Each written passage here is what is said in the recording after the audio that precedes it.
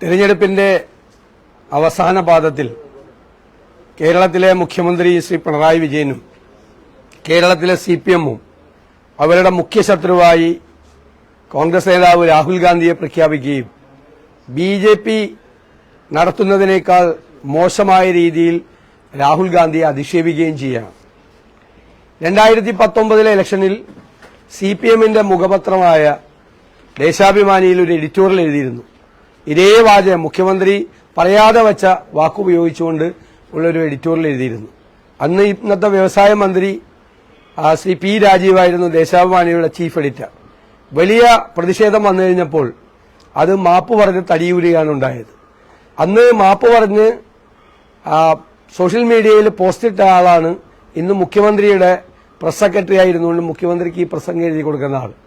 അപ്പൊ ഇവരെല്ലാവരും ബിജെപിയെ സന്തോഷിപ്പിക്കാൻ വേണ്ടിയിട്ടാണ് ഇത് ചെയ്യുന്നത്. ബിജെപി ഭയത്തിലാണ് മുഖ്യമന്ത്രി ജീവിക്കുന്നത്. ബിജെപിയെ പ്രീണിപ്പിക്കാൻ വേണ്ടിയിട്ടാണ് രാഹുൽ ഗാന്ധിക്കെതിരായി നിരന്തരമായി കഴിഞ്ഞ 35 ദിവസമായി ആക്രമണം നടത്തിക്കൊണ്ടിരിക്കുന്നത്. ഈ തെരഞ്ഞെടുപ്പ് തുടങ്ങിയ അന്നു മുതൽ മുഖ്യമന്ത്രിക്ക് എപ്പോഴും അങ്ങനെയാണ്. കാരണം മോഡിയെ വിമർശിക്കാതിരിക്കാനുള്ള വഴികളാണ് അദ്ദേഹം അന്വേഷിക്കുന്നത്. 2022 പാർട്ടി കോൺഗ്രസ് കണ്ണൂരിൽ നടന്ന സമയത്ത് അവിടെ പങ്കെടുത്ത ദേശീയ നേതാക്കളെല്ലാം ബിജെപിയെയും നരേന്ദ്രമോദിയെയും രൂക്ഷമായി വിമർശിച്ചിട്ടും അവിടെ നടത്തിയ പ്രസംഗത്തിൽ മോഡിയെ വിമർശിക്കാത്ത ബിജെപിയെ വിമർശിക്കാത്ത ഏക സിപിഎം നേതാവ് ശ്രീ പിണറായി വിജയനായിരുന്നു. അദ്ദേഹം ഭയമാണ് അദ്ദേഹത്തെ ഭരിക്കുന്നത്. അദ്ദേഹം ബിജെപിയെ ഭയന്നാണ് ഭരിക്കുന്നത്. നമ്മളൊരു എഴുത്തുകാരൻ എഴുതിയിട്ടുണ്ട്, കസവ് കെട്ടിയ പേടിത്തൊണ്ടന്മാർന്ന്. മുഖ്യമന്ത്രിക്ക് ചേരുന്ന ഏറ്റവും നല്ല പദം കസവ് കെട്ടിയ പേടിത്തൊണ്ടൻ എന്നാണ്. അക്ഷരാർത്ഥത്തിൽ വലിയ കൊമ്പത്തെ ആളാണ്, പക്ഷെ മനസ്സ് മുഴുവൻ പേടിയാണ്. അതൊരു പ്രയോഗമാണ്. അങ്ങനെ ഒരു കസവ് കെട്ടിയ പേടിത്തൊണ്ടനായി കേരളത്തിലെ മുഖ്യമന്ത്രി മാറിയിരിക്കുകയാണ്. ഇവിടെ തെരഞ്ഞെടുപ്പിൽ നിങ്ങൾക്കറിയാം, ഇപ്പോൾ കണ്ണൂരിൽ 26-ാം തീയതി ഞങ്ങൾക്ക് നേരെ എറിയാനിരുന്നിരുന്നൊരു ബോംബ് സിപിഎംകാരുടെ കയ്യിൽ വെച്ച് തന്നെ പൊട്ടിത്തെറിച്ചു. പിന്നെ വടകരയിലെ സ്ഥാനാർത്ഥി കൊണ്ടുവന്ന ഒരു നുണ ബോംബ് ചീറ്റിപ്പോയി. ഇപ്പോ ഇലക്ഷൻ സംവിധാനങ്ങളെ അട്ടിമറിച്ചുകൊണ്ട് അവര് ഇപ്പോ വീടുകളിൽ ചെന്ന് പോളിംഗ് നടത്തുമ്പോൾ ആ പോളിംഗിൽ ഇടപെടാൻ വേണ്ടി സിപിഎം ശ്രമിക്കുകയാണ്. ഉദ്യോഗസ്ഥന്മാർ അതിന് കൂട്ടുനിൽക്കുകയാണ്. ഞാൻ 2 പ്രാവശ്യം ചീഫ് ഇലക്ടറൽ ഓഫീസർക്ക് കത്തെഴുതി. ഒരു നടപടിയും ഇലക്ഷൻ കമ്മീഷന്റെ ഭാഗത്തു നിന്ന് സ്വീകരിച്ചിട്ടില്ല. സുതാര്യമായിട്ടല്ല താഴെത്തട്ടിലെ ഈ വോട്ടെടുപ്പ് നടക്കുന്നത്. വീടുകളിൽ പോയി വോട്ട് വാങ്ങിക്കുമ്പോൾ സീൽഡ് ബാലറ്റ് ബോക്സിൽ സീൽഡ് കവർ വാങ്ങിച്ച സീൽഡ് ബാലറ്റ് ബോക്സിൽ ഇടേണ്ടതാണ്. ഇത് തുണി സഞ്ചിയിലാണ് ഇത് തൂക്കിക്കൊണ്ടുപോകുന്നത്. അതിന്റെ കൃത്യമായ പരാതികൾ കൊടുത്തിട്ട് പോലും യാതൊരു നടപടിയും സ്വീകരിക്കുന്നില്ല. ഇലക്ഷൻ കമ്മീഷൻ അടിയന്തരമായി ഇടപെട്ട് ഈ കാര്യത്തിൽ നടപടി സ്വീകരിക്കണം എന്നാണ് ഞങ്ങൾക്ക് അഭ്യർത്ഥിക്കാൻ ഉള്ളത്. ഇവിടെ നടത്തുന്ന പ്രചരണത്തിൽ ഇപ്പോ വടകരയിൽ ഒരുപാട് പേർക്കെതിരെ കേസെടുക്കുകയാണ്. ഒരുപാട് പേർക്കെതിരെ സൈബർ ആക്രമണം നടത്തി അങ്ങോട്ടും ഇങ്ങോട്ടും ഫോർവേഡ് ചെയ്ത ആളുകൾക്കെതിരാണ് കേസെടുക്കുന്നത്. ഇതുവരെ വടകരയിലെ ഇടതുപക്ഷ സ്ഥാനാർത്ഥിക്കെതിരായി എന്ത് ആക്ഷേപമാണ് സോഷ്യൽ മീഡിയയിൽ ഉന്നയിച്ചതെന്നുള്ളതിന്റെ ഒരു കോപ്പി പോലും ആരും കണ്ടിട്ടില്ല. അവര് പോലീസിൽ കൊടുത്ത പരാതിയിലില്ല. ഞാൻ കുറെ ദിവസമായി അന്വേഷിക്കുകയാണ് ഇത് എന്താണ് ഈ സോഷ്യൽ മീഡിയയിൽ അവർക്കെതിരെ പോസ്റ്റ് ചെയ്ത്. ഒരു പോസ്റ്റും കാണാനില്ല. അതിനു പകരം പ്രധാനമന്ത്രി നരേന്ദ്രമോദി ഇലക്ട്രൽ ബോണ്ടിൽ അഴിമതി കാണിച്ചു എന്ന് പോസ്റ്റിട്ട പാലോടിലെ ഒരു യൂത്ത് കോൺഗ്രസ് പ്രവർത്തകനെതിരായിട്ട് കേസെടുത്തു. എന്താണ് നരേന്ദ്രമോദിയുടെ സൽപ്പേരിന് കളങ്കം ചാർത്തി എന്ന് പറഞ്ഞിട്ടാണ് കേസെടുത്തിരിക്കുന്നത്. ദേശീയതയ്ക്ക് വേണ്ടിയിട്ടും ജനാധിപത്യ വിരുദ്ധമായിട്ടാണ് മോഡി ഭരണകൂടം പ്രവർത്തനം നടത്തുന്നത് എന്ന് വിമർശിച്ച കോൺഗ്രസ് സ്പോക്സ് പേഴ്സൺ ഷെമാ മുഹമ്മദിനെതിരായി കേസെടുത്തു. മോഡിയെ വിമർശിക്കാൻ പാടില്ല കേരളത്തിൽ.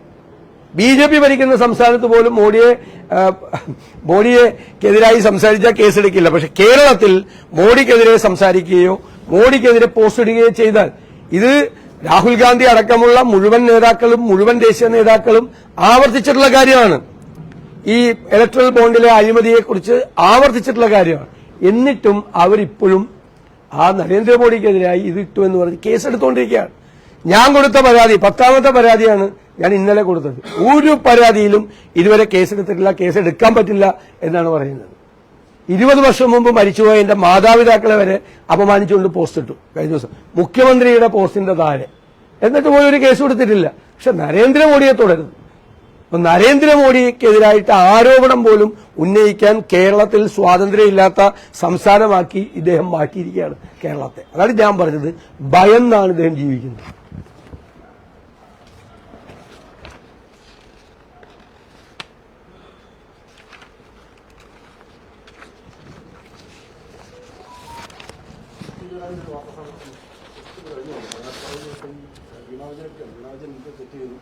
ബുദ്ധിശാലിയായ പാവം മുൻകൂട്ടി വേട്ടയാടുന്നു എന്നുള്ളതാണ് അദ്ദേഹം പറഞ്ഞ പരാമർശം. മുഖ്യമന്ത്രി കിട്ടാത്തതുകൊണ്ട് മകളെ വേട്ടയാടുന്നു. വിദേശത്ത് നിന്ന് ഇറക്കിയ പാൽപ്പൊടി മരിച്ച് വളർന്ന നേതാവല്ല പിണറായി വിജയൻ.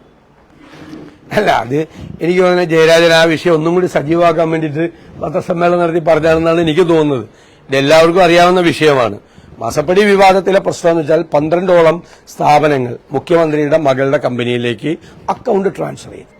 ആ അക്കൗണ്ട് ട്രാൻസ്ഫർ ചെയ്തപ്പോൾ ഈ കമ്പനി അവർക്ക് ഒരു സേവനവും ചെയ്തു കൊടുക്കാതെയാണ്, ഒരു സർവീസും. ഇപ്പോൾ മുഖ്യമന്ത്രിയുടെ മകൾ കമ്പനി ഉണ്ടാക്കുന്നതിന് ഞങ്ങളെതിരല്ല, ആർക്കും ഉണ്ടാക്കാം.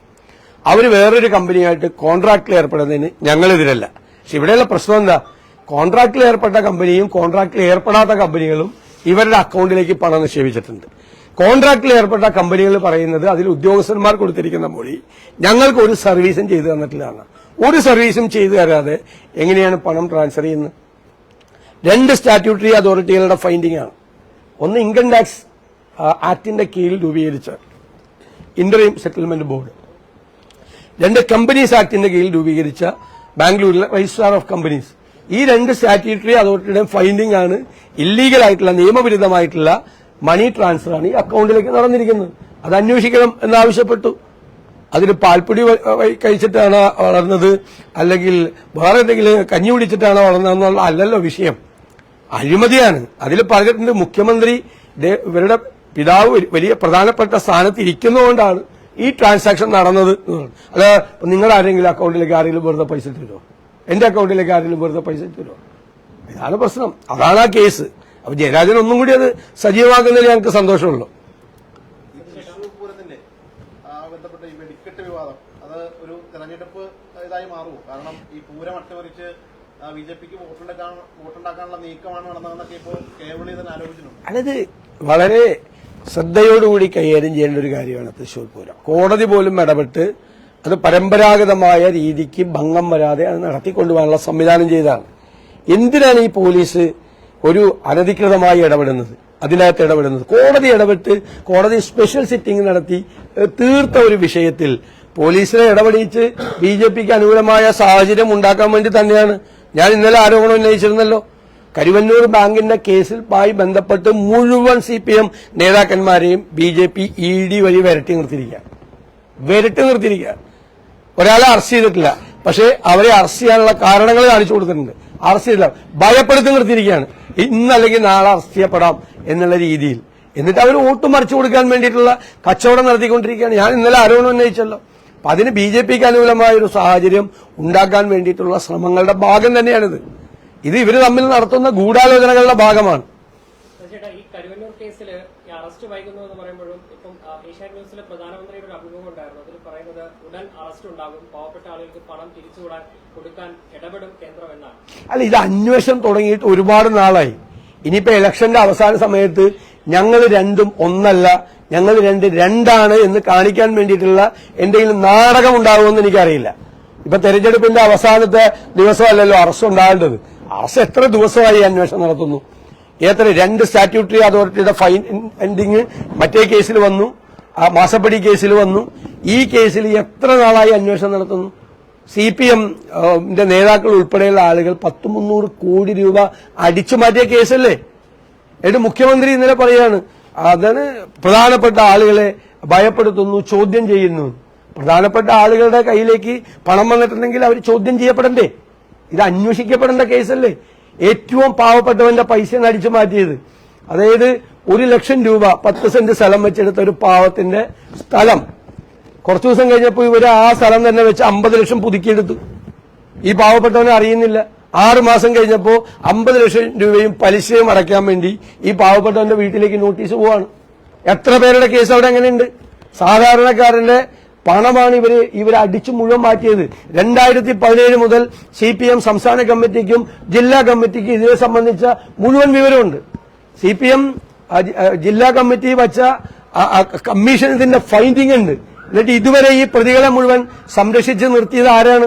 മുഖ്യമന്ത്രിക്ക് അറിയാലോ. മുഖ്യമന്ത്രിയുടെ മുമ്പിൽ ഇതിന്റെ മുഴുവൻ തെളിവുകൾ ഉണ്ടായിട്ടും മുഖ്യമന്ത്രിയുടെ അറിവോടുകൂടിയാണ് കരുവന്നൂർ ബാങ്കിലെ കൊള്ളക്കാരെ മുഴുവൻ സംരക്ഷിച്ചു നിർത്തിയത്. പാവപ്പെട്ടവന്റെ പണം കൊള്ളയടിച്ചവരാണോ? ഇവരെ അറസ്റ്റ് ചെയ്യും ഉടൻ എന്നാണ് പ്രധാനമന്ത്രി പറയുന്നത്. അല്ല, അതിപ്പോ തെരഞ്ഞെടുപ്പിന്റെ അവസാന സമയത്തുള്ള ഷോയുടെ ഭാഗമായിട്ട് ഗിമ്മിക്കുള്ള ഭാഗം ഇതൊക്കെ നേരത്തെ ചെയ്യപ്പെടേണ്ടതല്ലേ? യഥാർത്ഥത്തിൽ നേരത്തെ ചെയ്യപ്പെടേണ്ടതല്ലേ?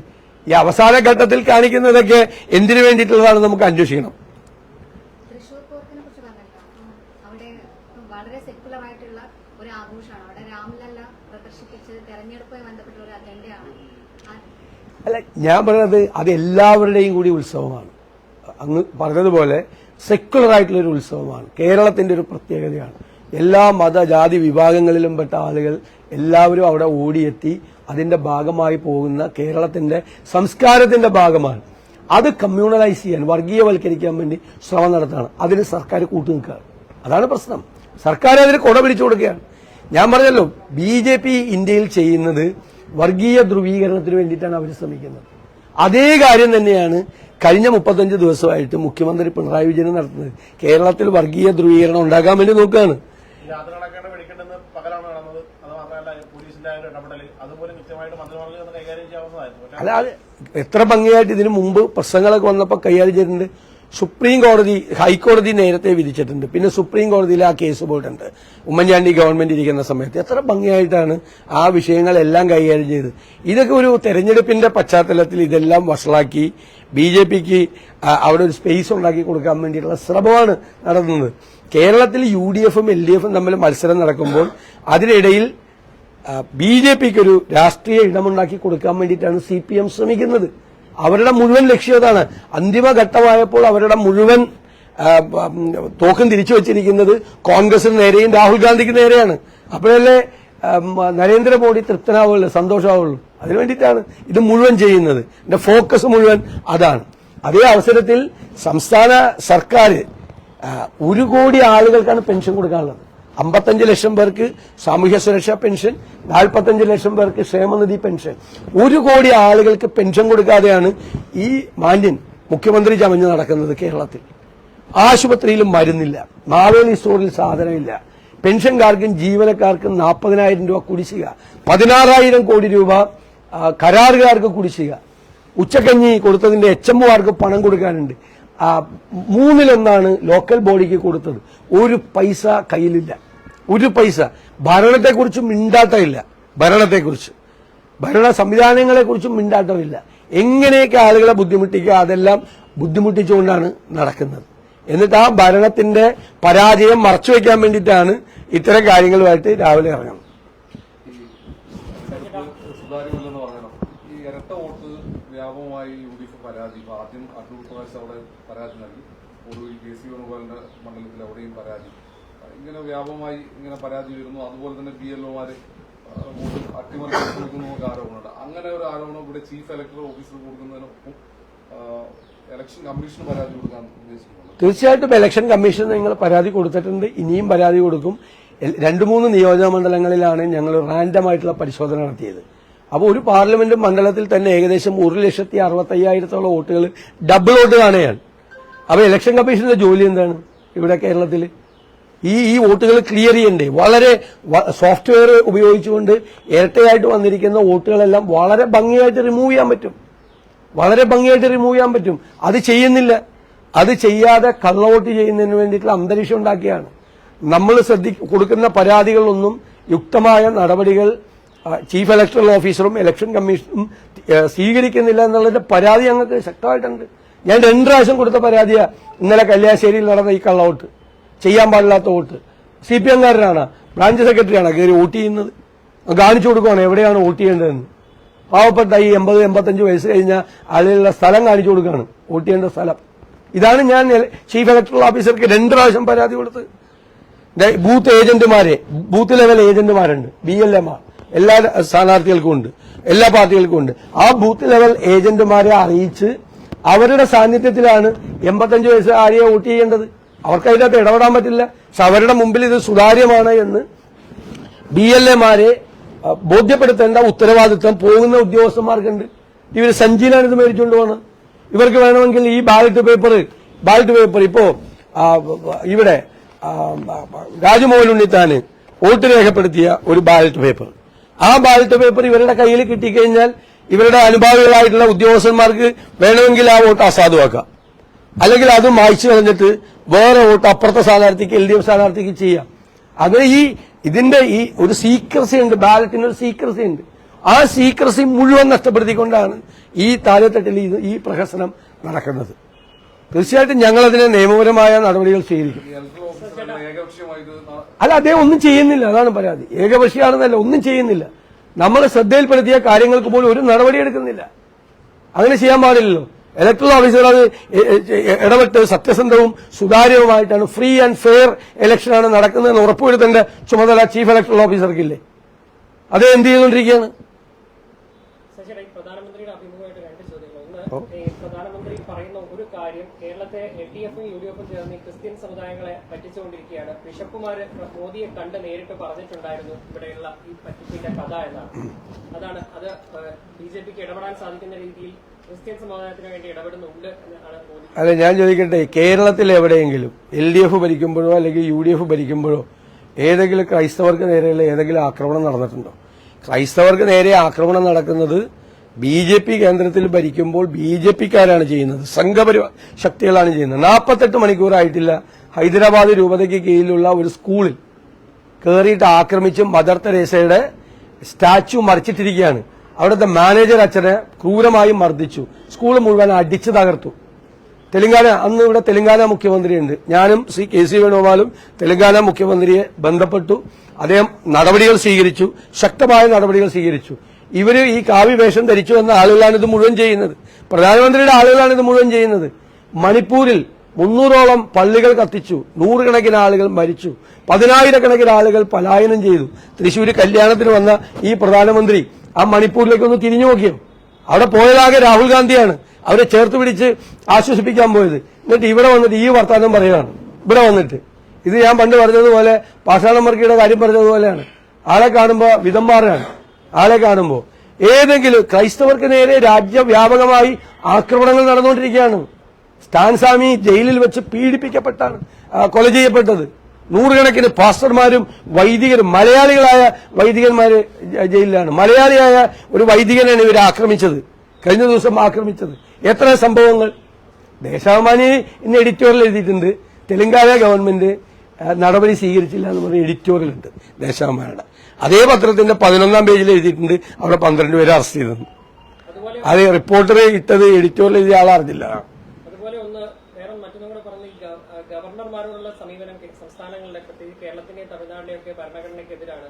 ഗവർണറെ വിമാനത്താവളത്തിൽ തടയുന്ന നടപടി വരെയാണ് ഇവിടുത്തെ സംസ്ഥാന സർക്കാർ ചെയ്യുന്നത്, പ്രതിപക്ഷം ചെയ്യുന്നതൊക്കെയാണ്.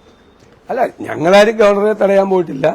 ഗവർണറെ തടയുന്നതിനോട് അങ്ങനെ യോജിപ്പില്ല. ഞങ്ങൾക്ക് യോജിപ്പില്ല. രാഷ്ട്രീയമായോ നിയമപരമായോ നേരിടണം. ഗവർണറെ തെറ്റ് ചെയ്തിട്ടുണ്ടെങ്കിൽ ഗവർണറെ നേരിടണം. കേരളത്തിൽ കാണുന്നത് പ്രഹസനമാണ്. ഗവർണറും മുഖ്യമന്ത്രിയും തമ്മിൽ സന്ധി ചെയ്തുകൊണ്ടാണ് എല്ലാം ചെയ്യുന്നത്. ഗവൺമെന്റ് പ്രതിസന്ധിയിലാവുമ്പോൾ മാത്രമാണ് ഗവർണർ ഒരു വിവാദമായിട്ട് വരുന്നത്, സർക്കാരിനെ സഹായിക്കാൻ വേണ്ടിയിട്ട്. സമാധാന കാലത്ത് ഇവർ തമ്മിൽ യോജിപ്പാണ്. ഇടാത്ത ബില്ലൊപ്പിടും, ഇടാത്ത കാര്യങ്ങൾ. ഇപ്പോ പഴയ ചീഫ് ജസ്റ്റിസ് ആയിരുന്ന മണികുമാറിന്റെ പേര് ഞങ്ങൾ ഒബ്ജക്ട് ചെയ്തിരുന്നു, മനുഷ്യാവകാശ കമ്മീഷൻ ചെയർമാനായിട്ട്. അത് മാറ്റിവെച്ചിരുന്നു ഗവർണർ. ഇവര് തമ്മിൽ ധാരണയപ്പോൾ അത് ഒപ്പിട്ട് കൊടുത്തു. അപ്പൊ ഇവര് എല്ലാ സർവകലാശാലകളിലെയും നിയമവിരുദ്ധമായ വൈസ് ചാൻസലർ നിയമനങ്ങൾ നടന്നത് നിയമവിരുദ്ധമായി ഗവർണറും മുഖ്യമന്ത്രിയും കൂടി ഒരുമിച്ച് നിന്നുകൊണ്ടാണ്. അത് പ്രധാനമന്ത്രിക്ക് അറിയില്ലെന്നോ?